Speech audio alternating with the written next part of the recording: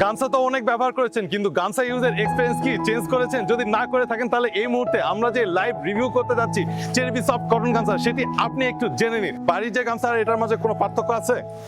অবশ্যই একটা বিশাল একটা পার্থক্য আছে। বাড়িতে আমরা যে গামছাগুলো ইউজ করি সাধারণত এই গামছাগুলো সুতা বের হয়ে যায়, কিন্তু আমার এটা এই গামছাটা দেখে মনে হয়েছে যে মিনিমাম অন্তত 1 বছর ইউজ করলে আমার মনে হয় এটা সুতা বের হবে। আর এই গামছাটা নরম একদম কটন, আপনি 100% একটু কটন। এভাবে ধরে দেখবেন যে কেমন মনে হচ্ছে, সফট মনে হচ্ছে কিনা। জি অবশ্যই সফট, কিছুটা মসলিনের ফেভার আসছে আর কি, Okay. মনে হচ্ছে আংটির ভিতর দিয়ে ঢুকে যাবে। ওকে ওকে, আপনি যদি এটা ডিজাইনের কথা বলি আপনি কি বলবেন?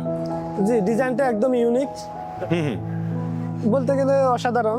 So, এটা কেমন লেগেছে আপনার কাছে? এটা আমার কাছে ভালোই লেগেছে, কারণ আমরা যে গামছাগুলো দেখি ওই গামছাগুলো সাধারণত মনে হয় যে প্রাচীন যুগে যে মানুষ লুঙ্গি পরতো ওই সেম লুঙ্গির মতোই, বাট এটা দেখে আমার কাছে একটু ডিফারেন্ট ইউনিক মনে হচ্ছে। ওকে ওকে, এই গামছাটা যদি আপনার বাসায় না হয় তারা কি দেখে খুশি হবে মনে হয়? অবশ্যই।